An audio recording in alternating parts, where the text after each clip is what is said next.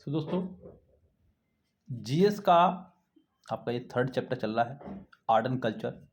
उसका ये video number 3 है, जहाँ हम लोग 50 क्वेश्चन तक बात कर चुके थे। अब हम लोग बात करेंगे 51 से 75 क्वेश्चन तक। ओके दोस्तों, चलिए बिना किसी तरह की बात शुरू करते हैं अपनी। यहूदियों के धार्मिक पाठ का नाम क्या है? तो बच्चों, यहूदियों के जो धार्मिक पाठ का नाम है उसको या तो बोलते, अंग्रेजी में तो बोलते हैं तुरहा।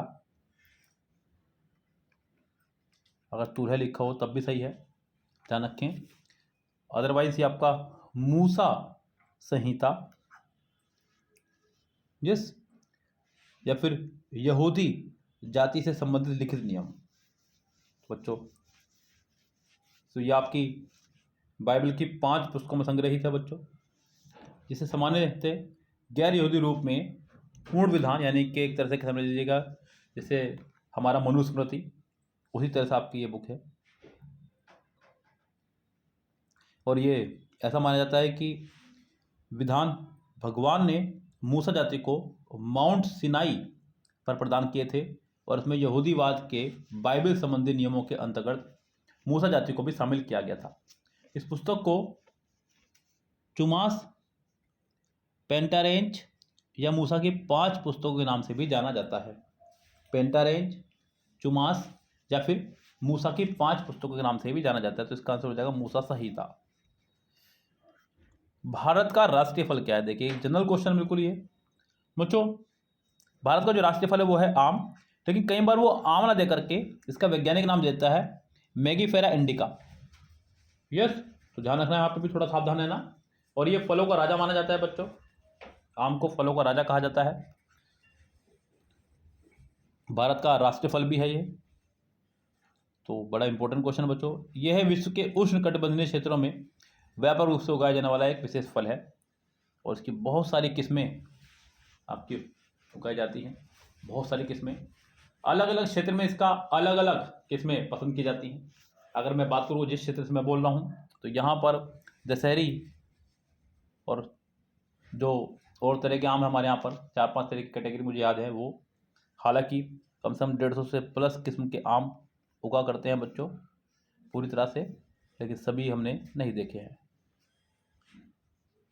आगे देखते हैं बच्चों, यहाँ पर क्वेश्चन नंबर 53 से समझिएगा बात को क्या कह रहा है।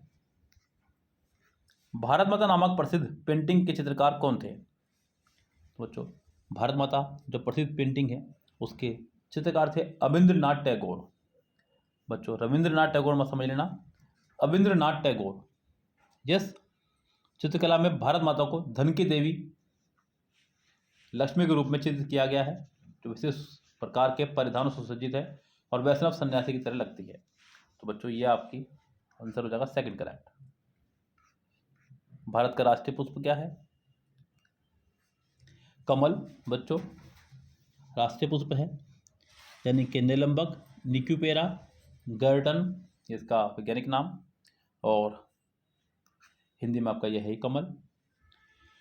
तो बच्चों, सर्वोच्च वास्तविकता का प्रतीक है, और हिंदू धर्म में बच्चों इसको सरस्वती माता का वाहन समझ लीजिए। वाहन तो नहीं कहूँगा, लेकिन इस पे माँ सरस्वती विराजमान होती हैं, लक्ष्मी जी इस पे विराजमान होती हैं। तो बच्चों, ये एक मुख्य पुष्पों में आता है आपका कमल। अगला क्वेश्चन क्या कह रहा है बच्चों? भारत के राष्ट्रीय कैलेंडर का पहला मास कौन सा है, यानी कि पहला महीना कौन सा है? राष्ट्रीय कैलेंडर मतलब बच्चों समझो हिंदी कैलेंडर के अनुसार, यानी कह सकते हैं हिंदू पंचांग और भारत के राष्ट्रीय पंचांग के अनुसार। तो बच्चों, जो सबसे पहला मास महीना होता है आपका चैत्र। यस, यानी कि इसको मार्च या अप्रैल शुरुआत होती है बच्चों इसकी, कई बार मार्च के मिड से और कई बार अप्रैल से, और यहीं से हिंदू नववर्ष भी शुरू होता है बच्चों। क्योंकि हिंदू नववर्ष हो या फिर मुस्लिम, जो हमारा कैलेंडर है बच्चों ये लगभग 355 दिनों का है, 10 दिन कम रहता है। इसलिए क्या रहता है कि ये जो फेस्टिवल्स हैं ये आगे पीछे घूमते रहते हैं। मुस्लिम्स के यहाँ पर क्या है कि फेस्टिवल्स को डेट के हिसाब से मैनेज नहीं करते हैं, तो इसलिए इनके फेस्टिवल्स 10 दिन पीछे हटते रहता है हर बार एक दिन की। और हिंदूज़ में फेस्टिवल को उस हिसाब से मेंटेन करके रखते हैं। तो दिवाली वही अक्टूबर नवंबर में, वही आपका होली मार्च अप्रैल में, बस वहीं घूमती रहती है। तो ये 10 दिन का डिफरेंस रहता है बच्चों, हिंदू कैलेंडर में और अंग्रेजी कैलेंडर में। और बच्चों इसका जो मेन फंक्शन रहता है दोनों ही इसका, तो सूर्य और चंद्रमा पर इनका मेन फंक्शन रहता है, इसके ऊपर ही इनका कैलेंडर घूमता रहता है बच्चों। ग्रेगोरियन पंचांग में चैत्र माह के प्रथम दिन के लिए कोई तिथि निश्चित नहीं है, ध्यान रखें। कोई भी ऐसा नहीं कि मतलब 1 तारीख को चैत्र शुरू हो जाएगा, ऐसा कुछ भी डेट फिक्स नहीं है, ये अपनी अलग तिथि चलता है बच्चों। तो यहाँ पर आंसर हो जाएगा उसका चैत्र।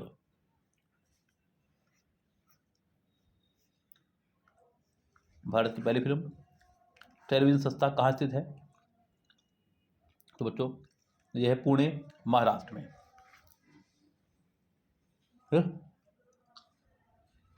चलिए, इसकी स्थापना हुई थी 1960 में, यह ध्यान रखना बस।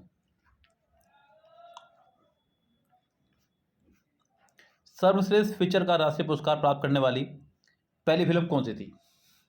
बच्चों सर्वश्रेष्ठ फिल्म का राष्ट्रीय पुरस्कार प्राप्त करने वाली श्यामची आई, एक मराठी फिल्म, ये एक मराठी फिल्म है। 1954 में आपकी ये फिल्म आई थी।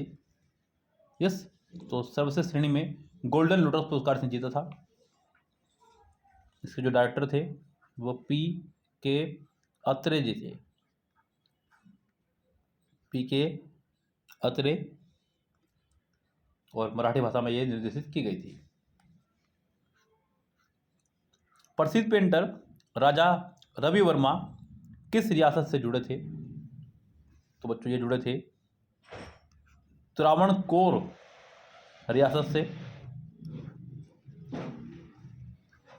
त्रावणकोर रियासत के विख्यात चित्रकार थे। उन्होंने भारतीय साहित्य और संस्कृति के पात्रों का चित्रण किया। उनके चित्रों की सबसे बड़ी विशेषता हिंदू महाकाव्यों और धर्म ग्रंथों पर बनाए गए चित्र हैं। हिंदुओं के 2 बड़े महाकाव्य हैं, जिसमें आपका रामायण और महाभारत है।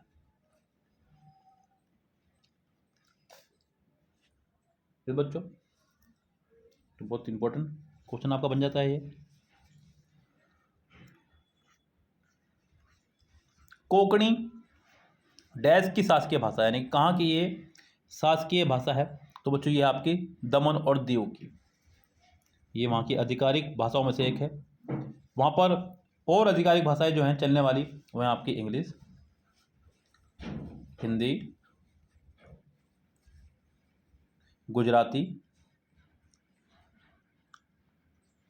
आदि। चलिए, तो कोंकणी बच्चों दमन और दीव की जो है आधिकारिक भाषा है, और ये कभी गोवा के साथ संयुक्त रूप से केंद्र शासित प्रदेश हुआ करता था, लेकिन गोवा को 1987 में पूर्ण राज्य का दर्जा प्राप्त हो गया था, तब से ये अलग यूनियन टेरिटरी थी आपकी। प्रतिमा परक व्यक्तित्व अमृता शेरगिल का जन्म स्थान कहाँ पर है? तो बच्चों अमृता शेरगिल जो कि प्रसिद्ध चित्रकार हैं, चित्रकार थी, इनके जन्म जो है बच्चों हुआ था हंगरी के बुडापेस्ट में। 1913 में ये पैदा हुई थी। इनके पिता एक पंजाबी यानी कि सिख थे, और माता हंगरी यानी कि वहीं की निवासी थी, जो कि एक यहूदी थी, ज्यू। यस, चलिए आगे बढ़ते हैं बच्चों, क्वेश्चन नंबर नेक्स्ट पे। राष्ट्रीय फिल्म पुरस्कारों का प्रारंभ किस वर्ष से किया गया था? तो राष्ट्रीय फिल्म पुरस्कारों का प्रारंभ किया गया था 1954 से। इसकी स्थापना की गई थी 1954 से, और 73 से इसकी शुरुआत की गई थी देने की। यस, तो इसका आंसर हो जाएगा आपका फर्स्ट। सबसे पहले वर्ड जो प्रदान किया था वो किया गया था 54 में ही। आगे बढ़ते हैं क्वेश्चन नंबर नेक्स्ट पे।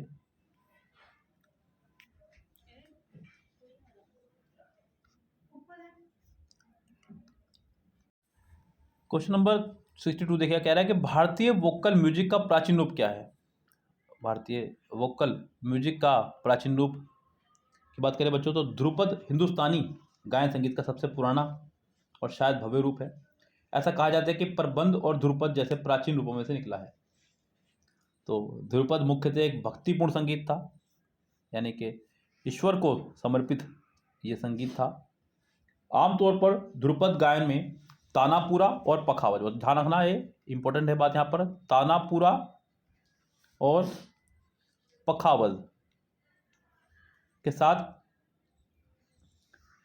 एक या दो पुरुष, यानी कि मैक्सिमम 2 लोग इसको गाया करते थे।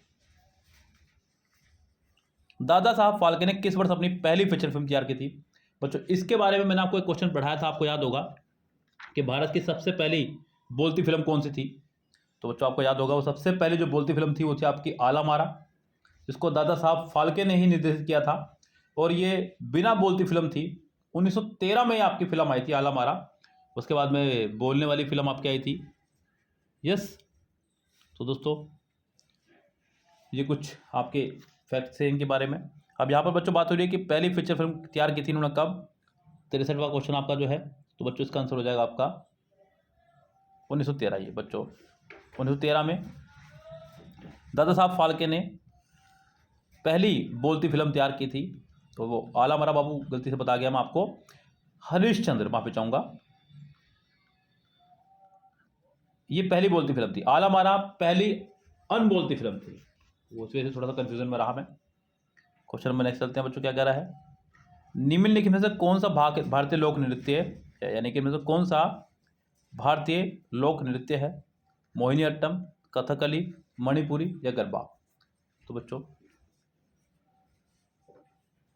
मोहिनीअट्टम, कथकली और ये मणिपुरी नृत्य, ये भारत के 8 शास्त्रीय नृत्यों में से एक है। गरबा गुजरात के लोक नृत्यों में से एक है, जो परंपरागत रूप से 9 दिन तक चलने वाला हिंदुओं का एक प्रमुख उत्सव है। नवरात्रि के दौरान इसको किया जाता है बच्चों। हालांकि अब ये सिर्फ कहने को ही गुजरात का रह गया, अब ये पूरे भारत में इसको खूब धूमधाम से मनाया जाता है, बल्कि विदेशों में भी इसका अच्छा प्रचलन शुरू हो गया है। जितनी भी नृत्य होती हैं, महिला रूपी देवी दुर्गा का रूप सम्मान करते हुए नृत्य करती हैं, यानी देवी दुर्गा के लिए होता है ये। अगला है गराड़ी, कहाँ का लोक नृत्य है? तो बच्चों ये आपका पुडुचेरी, ध्यान रखना, बहुत खास इंपॉर्टेंट क्वेश्चन नहीं है, बस इतना याद रखिएगा कि ये आपका पुडुचेरी का है। आगे बढ़ते हैं क्वेश्चन नंबर नेक्स्ट पे। ललित कला अकादमी किसके संवर्धन के लिए समर्पित है? तो बच्चों ललित कला अकादमी का दूसरा नाम जो है वो है national academy of art, sorry मैं लिख देता हूँ यहाँ पे, national academy of art, Lalit कला अकादमी। ये भारत की राष्ट्रीय उत्कृष्ट कला अकादमी है, जो चित्रकला, मूर्तिकला, लेखाचित्र कला को प्रोत्साहित करती है। देश और विदेश दोनों में भारतीय कला का प्रचार प्रसार करने के लिए 1954 में भारत सरकार द्वारा नई दिल्ली में स्थापित एक संगठन है ये, और इसका मुख्यालय यानी कि हेड ऑफिस की बात करें तो वो भी आपका दिल्ली में ही है। तो बच्चों इसका आंसर आपका हो जाएगा फर्स्ट ही करेक्ट। भारत में नृत्य, नाटक और संगीत के विकास को बढ़ावा देने की जिम्मेदारी निम्नलिखित में किसकी है? तो बच्चों यहाँ 67 क्वेश्चन आपका ये है, तो इसका आंसर बच्चों आपको आ जाएगा संगीत नाटक अकादमी। यस, चलिए आगे बढ़ते हैं। निम्नलिखित में से कौन भरतनाट्यम की नृत्यिका नहीं है? भरतनाट्यम की में से कौन नृत्यिका नहीं है? तो बच्चों सितारा देवी, आप जो देख रहे हैं यहाँ पे नाम, सितारा देवी शास्त्रीय कथक की प्रसिद्ध नृत्यांगना है। कथक इन्होंने 16 वर्ष की आयु में ही शुरू कर दिया था, तो जो हमारे प्रसिद्ध लेखक है रविंद्रनाथ टैगोर, उन्होंने इन्हें नृत्य सम्राज्ञी यानी कि नृत्य की बहुत बड़ी सम्राज्ञी के नाम से उपाधित किया है, को उपाधि प्रदान की है। तो बच्चों बहुत ही प्रसिद्ध नृत्यिका ये रही हैं आपकी। और भरतनाट्यम बच्चों आपको पता ही है कि भरतनाट्यम तमिलनाडु का ये प्रमुख नृत्य है, और ये एक एकल नृत्य है, खासकर महिलाओं के द्वारा ये किया जाता है बच्चों। तो इनका आंसर हो जाएगा आपका थर्ड करेक्ट। अगला क्वेश्चन देखिएगा यहाँ पे, क्वेश्चन नंबर 69 देखिएगा। 75 क्वेश्चन में कराने से इसके अंदर तो 6 क्वेश्चन अभी और रह गए हैं। यस, चंडीगढ़ के प्रसिद्ध रॉक गार्डन का सर्जक कौन था? तो चंडीगढ़ के जो प्रसिद्ध रॉक गार्डन है इसका सर्जक कौन है? तो बच्चों ये नेकचंद, आप देख रहे हैं नाम यहाँ पर, इसका आंसर ये होगा। ये एक अधिकारी है नेकचंद जिन्होंने रॉक गार्डन का निर्माण किया था, और इसका जो निर्माण है ये स्थापत्य शैली के दौरान हुआ है, जिसकी शुरुआत उन्होंने 1957 में गुप्त रूप से की थी। और देखते देखते बच्चों आज ये 40 एकड़ में फैला हुआ भारत का सबसे बड़ा गार्डन बन गया है। तो दोस्तों इसका आंसर आपका हो जाएगा फोर्थ करेक्ट। बहुदेशी जो कि एक प्राचीन लेख है, बृहदेशी, उसमें उपस्थिति कौन सी संगीतमात्मक संरचना को लोक और शास्त्रीय संगीत में वर्गीकृत किया गया है? वक्र, राग, स्वरस और ठाटस। तो बच्चों इसका आंसर आपका हो जाएगा राग। तो बृहदेशी भारतीय शास्त्रीय संगीत पर आधारित एक शास्त्रीय संगीत पाठ है जो 6वीं से 8वीं शताब्दी तक दिनांकित है। ये मुख्य रूप से राग के विषय में बताता है बच्चों। ये रागों को वर्गीकृत करता है, यानी कि उनको वर्गों में बांटता है, उसके लिए मुख्य रूप से जाना जाता है इसको। कलारीपट्टू किस राज्य का मार्शल आर्ट है? तो बच्चों कलारीपट्टू के जो परंपरागत शुरुआत की बात करें तो ये केरल में हुई थी। कलारी शब्द सर्वप्रथम संगम साहित्य में पाया गया था, जिसका प्रयोग रण क्षेत्र में और रणभूमि दोनों का वर्णन करने के लिए किया जाता है। कलारी टाट शब्द युद्धकर्ता को निर्देश करता है। तो बच्चों इसका आंसर आपका हो जाएगा फोर्थ करेक्ट। 72 देखिएगा। पांडवों द्वारा गुरु द्रोणाचार्य को गुरु दक्षिणा के रूप में निम्नलिखित में से कौन सा शहर दिया गया था? तो बच्चों अगर मैं बात करूं पौराणिक कथाओं के अनुसार, जैसे कि आपने लॉकडाउन में देखा भी होगा, महाभारत और रामायण दोनों ही हमारे ये एपिक्स जो महाकाव्य हैं इनके ऊपर सीरियल्स चल रहे थे। तो बच्चों पौराणिक कथाओं के अनुसार पांडवों ने हरियाणा में स्थित गुरुग्राम को, बच्चों जो आज गुरुगांव हो चुका है, तो गुरुग्राम इसका वास्तविक नाम था। तो बच्चों ये हरियाणा में स्थित गुरुग्राम को गुरु दक्षिणा के रूप में अपने गुरु द्रोणाचार्य को दान कर दिया था, तो इसलिए बच्चों इसको गुरुग्राम कहा जाता है। लेकिन अभी इसका नाम जो है बदल करके गुड़गांव हो गया है, लोगों ने थोड़ा सा इसको मॉडिफाई कर दिया है। 2016 में बीजेपी गवर्नमेंट ने इसका नाम फिर से बदल करके गुरुग्राम कर दिया है। यस दोस्तों, तो थोड़ा सा इस पर से ध्यान रखिएगा, क्योंकि अगर क्वेश्चन आ जाए कि गुरुग्राम का नाम, गुड़गांव का नाम कब बदला गया, तो ध्यान रखें 2016 में बीजेपी गवर्नमेंट। यस चलिए क्वेश्चन नंबर 73। माउंट आबू स्थित मशहूर दिलवाड़ा मंदिर किस समुदाय का पवित्र स्थल है? तो बच्चों राजस्थान की अगर बात हो तो ज़रूर याद रखें कि जितने भी मंदिर वहाँ के हैं मोस्टली वो जैनियों के लिए प्रसिद्ध हैं। इन जैन मंदिरों का निर्माण 11वीं और 13वीं शताब्दी के मध्य जैन धर्मानुयायी तेजपाल द्वारा कराया गया था। संगमरमर से निर्मित दिलवाड़ा के 5 पौराणिक मंदिर जैनियों के पवित्र तीर्थस्थल हैं। दिलवाड़ा के जैन मंदिर संगमरमर के आकर्षण प्रयोग के कारण पूरे विश्व में प्रसिद्ध हैं। पन्नालाल घोष निम्नलिखित में से कौन सा वाद्य यंत्र बजाते थे? बच्चों ये क्वेश्चन तो बहुत जनरली आपने सुना ही होगा, कई बार एग्जाम में आ चुका है। तो बच्चों बांसुरी के लिए वो प्रसिद्ध हैं, तो इसका आंसर आपको हो जाएगा पहला ही करेक्ट। और बच्चों ध्यान रखना, एक इससे भी इंपॉर्टेंट जो बात है तो वो ये है कि वो अलाउद्दीन खान के शिष्य थे। उन्होंने हिंदुस्तानी शास्त्रीय संगीत में बांसुरी को संगीत वाद्य यंत्र के रूप में लोकप्रिय करने का श्रेय दिया जाता है। वह 7 छिद्र वाली बांसुरी बजाने वाले पहले व्यक्ति थे। बच्चों 7 छिद्र वाली, 1 2 3 4 5 6 7, ध्यान रखिएगा। क्वेश्चन नंबर लास्ट है आपका, किस स्मारक को भारत का राष्ट्रीय स्मारक कहते हैं? India gate, Rajghat, gateway of India या लाल किला? तो बच्चों वह है आपका इंडिया गेट। इंडिया गेट जिसे आरंभ में ऑल इंडिया वॉर मेमोरियल कहते थे, नाम ध्यान रखना बच्चों उसका, ऑल इंडिया वॉर मेमोरियल इसका शुरुआती नाम है। हालांकि ये बहुत इंपॉर्टेंट क्वेश्चन नहीं रहेगा, लेकिन फिर भी समय बदलते कुछ नहीं पता चलता है बच्चों, तो याद रखें इंपॉर्टेंट। भारत का राष्ट्रीय स्मारक है। 1914 से 1921 के बीच में जितने भी लोग मारे गए थे तो उनकी याद में ये स्मारक बना था बच्चों। बहुत ज़्यादा मात्रा में हमारे जवान थे, 82,000 सिपाहियों की याद में निर्मित है। और इंडिया गेट पर बच्चों अब तक 13,300 सैनिकों के नाम अंकित हैं। इसमें ग्रेट ब्रिटेन के कुछ सिपाहियों के और अधिकारियों के नाम भी शामिल है। तो इसका आंसर हो जाएगा बच्चों पहला ही करेक्ट। तो दोस्तों आज की इस वीडियो में इतना ही। 25 क्वेश्चन हम लोग ईच वीडियो में अपने कवर कर रहे हैं, जिसमें बहुत ज़्यादा वीडियो लंबी ना हो जाए। मिलते हैं आपसे अगली वीडियो में, तब तक के लिए bye bye, have a nice day.